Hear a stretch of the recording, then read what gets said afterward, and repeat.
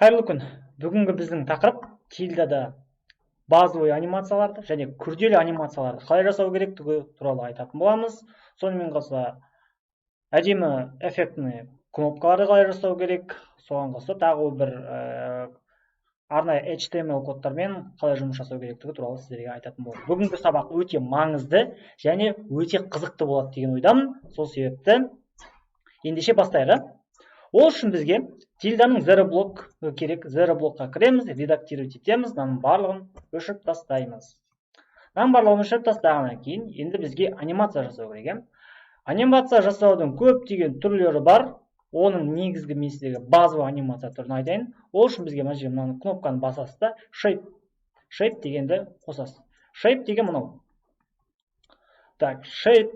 Енді shape'тің мұнда неше түрлері бар. Квадратный, rectangle, circle және line деген осындай үш түр бар. Мысалы, rectangle ол 4, circle ол дөңгелек, мынау line ол линия.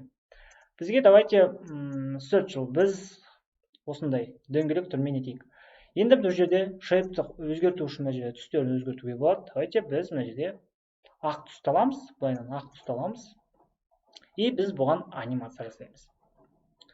Анимация жасау, анимацияның екі түрі бар. Базисный анимация және өзінің start, step by step animation деген бар. Step by animationның түрлері. Ол үшін жаңағы мына жердегі step by station animation add дегенді қосамыз. Мына жерде оның түрлері бар. Element on screen. Бұл элементтерді screen деген айналдырып отыр ғой. Вот, айналдырып отырған кезде жасалады. Block on screen. Блокты былай жүргізіп отырғанда. Scroll бұл толығымен былайынан скролл етеміз ғой. Вот, сол кезде анимация іске қосылатын болады. Hover ол арнайы триггерлер болады. Мысалы, мына жерде бір картина тұр ма? Сол картинаны сіз белгілеп қоясыз. Егер картинаны сіз басқан кезде сізде анимация жасайтын болады. А мынау клик. Кнопкаларға, бір картиналарға клик еткенде бұл анимация жұмыс жасайтын болады. Мен қазір сізге соның ішінде block on screen деген түрін көрсетем. Бұның түрлері мынау. Loop дегенді белгілейтін болсаңыз, анимация бізде шексіз. Ол жұмыс жасай бер, тоқтаусыз тұра береді. Көбінде осы loopты қолданамыз. Ал мен сізге енді бір базисный анимацияны көрсетем. Бұл анимацияны сіз кез келген салада, кез келген сайт жасағанда қолданатын болсаңыз, сайтыңызға әдемі біріншіден әдемі көрінеді, екіншіден сайтыңыздың конверсиясы жоғарылайтын болады. Сол себепті мен сізге реально практикада қолдануға болатын анимацияның түрін көрсетейін. Ол үшін біз block on screen'да ашамыз, loop'ты таңдаймыз. Енді мына жерге біз оларға step, қадамдар қосамыз. Мына жерде бұл секундпен, мысалға 1 секунд, 1,5 секунд, мына жерде 5 секундқа дейін бар. Біз көп созбаймыз, 1 секундқа қойып көрейік. Мына жерде қозғалуы Y ось бойынша және X ось бойынша, мысалға былай төмен, жоғары, мынау мына жаққа қарай, солға қарай, оңға қарай деген сияқты мына жерде қозғаймыз. Қозғасақ болады. Бұл қазір бізде ол 0-да тұра берсін. Ал енді мынау бұл бізде үлкею. Анимацияның үлкеюі да. Егер біз бұны нететін болсақ, анимациямыз үлкейетін болады. Так, мынаны мен түсін қазір сіздерге түсінікті болу үшін түсін өзгертейін. Қара түсті қоя тұрайық. Пока что қара түсті қоя тұрамыз. Мысалға мынаны үлкейтетін болсақ, көрдіңіз ба? Түсі өзі үлкейеді. Ал енді біз анимация жасауға кірісейік. Бірінші анимация, сіз қазір мен сізге көрсеткенді бірге бір жай ғана қайталап отырмыз, и сіздің анимацияңыз жұмыс жасайтын болады. Сол себепті бастадық. Қазір біздің анимациямыз осы 100% тұр. Осы ол негізі оригинал. Бірінші старт 100. Ал енді біз оған 110 қыламыз оны. Ол анимациямыз үлкейеді. Және де бізде мысалға егер мына жерде else and out дегенді қоятын болсақ, онда біздің анимациямыз плавно үлкейіп бір әдемі әр беретін болады. Сол себепті осыны қоямыз и келесі қадамға қарай көшеміз. Келесі қадамда дәл осындай 1 секундта тұрады. Бірақ ол кезде уже бұны 110 емес, 120 қылып үлкейтеміз. И үлкейтеміз да, дальше біз бұл жерде прозрачностьті алып тастаймыз. Мына прозрачностьті алып тастаймыз. И мына жерге не істейміз? Мына жерде 1 секунд тұр ғой. Мынау настройкалардың ешқайсысына тиіспейміз. Тек 1 секунд емес, 1,5 секундқа қоямыз. Ары қарай осы опция бізде сақталады, барлығы сақталады, кері қарай шығамыз. Енді мен мына жерде мынаның түсін ақ қылам. Көрінбей тұр ғой, ақ қылам. И мына жерде менде shadow деген бар. Shadow деген ол бізде тень. Давайте біз теңде мына жерде қара қылайық. Теңде қара қыламыз. Теңде қара қыламыз. Проценттің соотношение бойынша 100% болсын. Мына жерде мысалы теңде мына жаққа нететін болсақ, бұл солға қарай, теңіміз оңға, төменге қарай кететін болады. Бұл бізге қажет жоқ. Біз мына жерде blur, бұл бізде мынандай кішкене бояу кішкене төмен болады да, blur, бұлыңғыр болады. Ал мұнда полный ашық түс болады. Үстіп қойдық. Ал жаңағы анимациямызға кіреміз. Мына жерде біз step by station анимацияларды қойдық. Енді мына эффектіні қараймыз. Көрдіңіз ба? Анимация пайда болып барып жоғалып кетті. Пайда болып барып жоғалып кетті. Енді бұны одан да әдемі жасау үшін біз Ctrl-C, Ctrl-V мен оны скопировать етіп аламыз. Мынаны кішкене үлкендеу қыламыз. Дәл осы. И сіз копировать еткен кезде мынадағы настройка мында да сақталады да, ең бір жақсысы сол. И біз мынаны артқа қарай жібереміз. Сол кезде мынау алдыңғы фонын көрінеді да, мынау артқа қарай шығып кетеді. Дәл осылай үшіншісін жасайық. Оны анадан дәл үлкендеу қылайық. И оны тоже артқы фонға қарай жібереміз. Енді қазір қараңыз. Мынаның көзбен былай торлап дұрыстау кішкене қиындау болады да, оны бүйтіп қиындатпай, барлығын белгілеп аламыз да, мына жерде мынаны бүйтіп ортасына және шетіне қарай былайдан түзей саламыз. Ал енді қазір біздің анимациямыз қалай болды, соны көрейік. Мысалға, play element болатын болса, ол осы элемент кәне анимация іске қосылатын болады. Play all дейтін болсақ, барлығы іске қосылады. Енді қараңыздар. Дәл осындай бір әдемі анимация жасап шығуға болады. Ал енді бұл анимацияны қандай жағдайда қолдансақ болады, оны да сізге көрсетсем болады. Әртүрлі жағдайда өзіңіздің фантазияңызға байланысты қолдана берсеңіз болады. Бірақ мен сізге бір мысал ретінде көрсетейін да. Мысалға сізде бір наушник бар да. Сіз наушнигіңізді бір әдемі көрсеткіңіз келіп тұр да. Адамның сайтқа кіргенде назар бірден наушникке түскен қалып тұрсыз да. Наушникті осылай қоясыз дәл ортасына.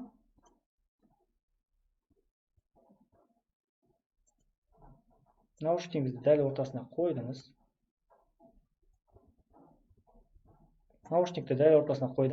И қазір адам кірген кезде осы элемент тоқтаусыз істеп тұрады да. Сол кезде былай мынандай эффект көрінеді. Уже наушник адам назарын аударып тұрады да. Анимацияның негізгі мақсаты осы. Егер адам осы наушникке назар аударатын болса, уже сайттан бірде түсінеді да. Бұл сайт не сатып жатқанын бірден түсінуге болады. Негізгі сіз ерекшелендіргіңіз келген элементті осылай ерекшелендіре аласыз осындай анимация арқылы. Бұл анимацияның бір түрі. Ал енді тағы да біз осы наушникке анимация жасап көрейік. Біз оны блок скроллмен или ховермен жасасақ та болады. Мысалы, ховермен жасап көрейік, давайте сіздермен. Ховермен жасау үшін біз триггер пайдалануымыз керек. Мысалға осы неге басқан кезде мынау іске қосылу керек. Ол үшін қалай? Мына жерде X, Y, жоғары, төмен әртүрлі нелер бар да. Бізде шетке қарай кетпесін.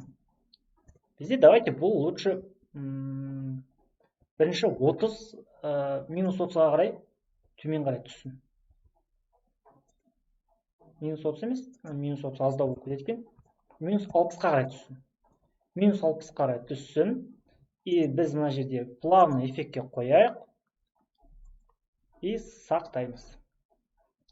Сол кезде, мына элементті басқан кезде, мына шейпті басқан кезде, біздің мынау наушнигіміз бұландай эффект пайда бола бастайды. Көрдіңіз ба? Мына жерде біз лопқа қойсақ болады. И мында бұл жерде қараңыз. Наушник жылдам қозғалып жатыр ғой. Біз оны ақырындату үшін қалай жасасақ болады? Біз оны мына 1 секунд емес, давайте сізбен 2,5 секундқа қояйық. 2,5 секундқа қойған кезде бұл бізде осы наушник плавно қозғалатын болады. Көрдіңіз ба? Плавно қозғалатын болады. Дәл осындай кез келген элементке жазуға болсын да, осындай анимация қосып қойсаңыз, тамаша әдемі көрінетін болады. Осы жағы түсінікті болды деген ойдамын. Да? Осы жағы түсінікті болды деген ойдамын. Ал енді бұны біз сохранить етіп, опубликовать етіп көрейік. Қалай іске қосылады екен? Бізде жасап тұр да? Бізде жасап тұр міне. Мында жасап тұр бізде. Анимация жасап тұр. Ал енді біз мына анимацияға былайынан әкелетін болсақ, көрдіңіз ба? Бізде наушниктің анимациясы іске қосылып тұр. Бұл дегеніміз не? Бұл триггерный анимация. Осы жаққа қарай мышкаңызды қозғалтын болсаңыз, мына анимация іске қосылатын болады. Так, бізде енді мынау элементтер барлығы жұмыс жасап тұр. Енді мен сізге тағы бір нәрсе көрсеткім келеді. Ол келесі мынау. Мына элементті көріп тұрсыз ба? Мына жерде анимация секіріпті да? И қараңыз, мына наушникті басқан кезде бұл кішкентай болып көрініп тұр ғой. Мына жерде мынау үлкен болып көрінеді. Мынаны басып тұр. Мынаны басамыз, мынау үлкен болып көрінеді. Мынау үлкен болып көрінеді. Мынау үлкен болып көрінеді. Және арттарында мынандай өзіне бір тең тұр да? Дәл осындай анимацияны қалай жасасақ болады? Бұл анимацияның көбінде товарный бизнесте тамаша келеді. Мына жерде кішкентай товарларды қойып қоясыз да, и мына товарды мысалға басқан кезде мынау үлкен болып, мына жерде бүкіл описаниясымен шығып тұратындай қылып қалай жасасақ болады, соны көрсетемін. Және де мынандай кнопканы басқан кезде, мысалы кнопкаға келген кезде кнопка секіреді. Оның өзі сайтқа кірген кезде адамның біріншіден назарын аударады, конверсияны жоғарлатады. Сол себепті осындай бір фишканы сізге көрсетеді. Оны қалай жасаймыз? Оны мына артқы фонды алудың бірнеше әдісі бар. Ол мысалға исследовать элемент дейміз. Элементті исследовать етеміз. Мынау бізде ол.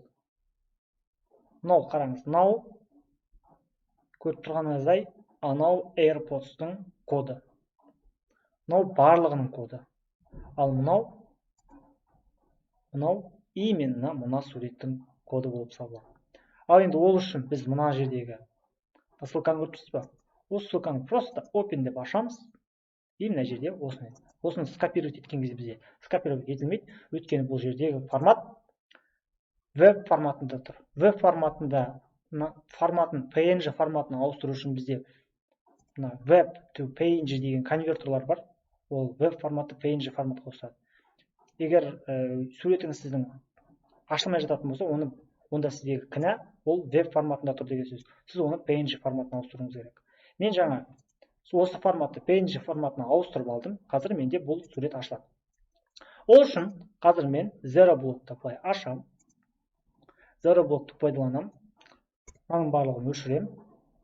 Жаңағы мен айтқам осы фонды мен қазір скачать етіп алғам жаңа. Оны мен былай алғанда тупа жаңағы веб форматты PNG форматқа ауыстырған форматымды осылай қоям. Так, ол сізге түсінікті болды деген ойдамын, да? Тез айтып жатсам кішкене ақырындатып нетіңіз, бірақ мен максимально сізге түсінікті түрде айтуға тырысып жатырмын. Ал енді қазір сіз ештеңе қоспай қойыңыз, тупа мен сізге айтқан нәрсені бірге бір қайталасаңыз, сізде де осындай анимациялар іске қосылатын болады. Ал енді кеттік. Келесі. Ол үшін бізге енді мынандайлар керек қой. Мынандай суреттер керек. Ол үшін біз image таңдаймыз. Өзімізге қажетті суреттерді аламыз. Менде ол суреттер дайын. Мына сурет. Біз енді жаңағы үлкенді емес, шетінде кішкентайлар тұр ғой. Вот сол кішкентайларды қолданатын боламыз қазір. Енді біз бұған қазір осындай анимациялар іске қосылу үшін арнайы HTML кодтар, арнайы жазылған кодтар бар. Ол кодтарды мен сізге берем, қорықпаңыз. Және оны қалай қолдану керектігін де сізге түсіндіретін болады. Біз жаңа бірінші ZeroBlock'ты жасадық, өзіміздің 6 имиджімізді немесе 4 имиджімізді қоямыз, миниатюраларды қоямыз, және ол миниатюраларға мынау ағылшынша жазылып тұрған майнтер деген нені іске қосатын боламыз. Ол үшін жаңағы біз нені жауып тастадым, иә? Мынау эффектный кнопка. Осыны сабақтың соңында беремін сіздерге. Ол үшін жаңағы мынаны скопировать етіп аламыз. Скопировать етіп алдық. Және мынаны басамыз. Одан кейін мышканың былай еткендегі оң жағы бар ғой, соны басамыз. Мышканың оң жағын басамыз да ең соңындағы add class name деп тұр ғой, соны басамыз. Сол кезде мына жерде add class name шығады. Сол жерге біз Ctrl-P-мен жаңағы miniature деген сөзді енгіземіз. Все, болды. Осымен бізде бірінші суреттің настройкасын жасадық. Енді дәл осы настройка бізде сақталады, сол себебі біз оны копировать етіп төрт жағына былайынан орналастырып қоямыз. Ctrl-Shift H-ты басатын болсақ бізде мынандай линейкалар пайда болады. Ctrl жай ғана H-ты басатын болсақ бізде ұзын көлденеңнен пайда болады.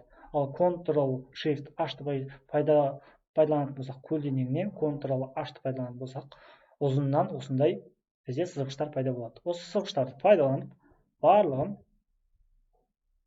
бір қатарға қоямыз. Негізі сайттағы ең маңызды мен сізге айтайын, ол мынандай эффекттер емес. Сіз әдемі эффекттер пайдаланыңыз, бірақ ол эффекттер мынандай дұрыс композициямен орналаспаса, қисық орналасатын болса, оның бәрібір пайдасы тимейді. Өйткені адамға да бір түзу барлығы жинақы тұрған нәрсе ұнайды ғой. Сол себепті осылай жинақы қойған ол сіздің сайтыңыздың конверсиясын жоғарлатады. Ал енді біз дәл осы опция сақталған и наушниктерді қойып шығамыз. Мына наушникті мынаған қойып шығамыз. Мына жердегі мына наушник. Қара наушникті қойып шығамыз. Дәл суреттегідей болсын. И мына жердегі тағы бір наушник бар бізде. Біз мына наушникті қойып шығамыз. 4 наушникті қойып шықтық. Енді біз тағы бір сурет қосамыз. Image. Ол бізде ең ортасында тұратын үлкен наушник. Ол наушникті біз AirPods-ты қойып қойған. AirPods-ты қойдық. Және AirPods-ты біз үлкен қыламыз. Максимально үлкен қыламыз AirPods-ты. И AirPods-қа қазір команда береміз. Ол үшін мына жерге біз миниатюраны енгіздік қой. Енді добавить большой image с классом banner деген. Banner деген ағылшынша сөзді скопировать етіп аламыз. Ctrl-S, егер білмейтін болсаңыз, скопировать етіп алдық. Және оған команда қоямыз. Мышканың оң жағын басамыз. Және класс, add class name дегенді қосамыз. Сол жерде біз banner дегенді жазамыз. И все болды. Осымен біз бұны сохранить дейміз. Бізде осындай пайда болды. Енді біз мынаны басқан кезде, мынаны басқан кезде ортасында осы наушник үлкен болып көрініп тұршы, не істесек болады? Ол үшін қазір біз все блоки деген кіреміз. Другие блоки HTML. Бұл арнайы код. Бұл тильданың ең бір ерекшелігі, ол егер сіз код жаза алатын болсаңыз, әртүрлі командалар беріп, әдемі эффекттер жасасаңыз болады. Ол үшін біз мынау скриптті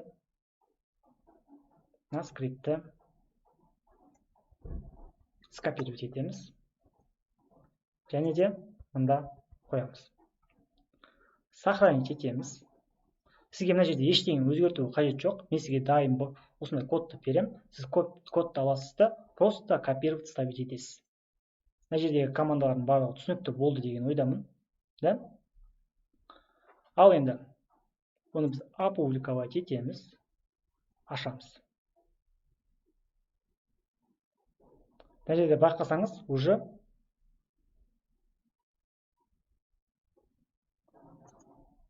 көрдіңіз ба? Уже мына жерде анимациялар ойнап тұр. Ендеше біздің жаңағы кодымыз жұмыс жасап тұр деген сөз. Мына жерде мына анимацияларымыз да жұмыс жасап тұр, да? Ал енді тағы. Енді бізге кнопкаға қалай анимация қоссақ болады? Мысалға бізде осында бір магазин бар дейік, та? наушник сатып жатырмыз. Енді бізге бір кнопка керек. И ол кнопканы да біз ерекше қылғымыз келеді да. Ол үшін мына жерде баттон деп тұр ғой, соны басамыз. Кнопканы бастық. Кнопкаға давайте қара түске қызыл түс кішкене әдемілеп болады ғой. Қызыл түсті бастық.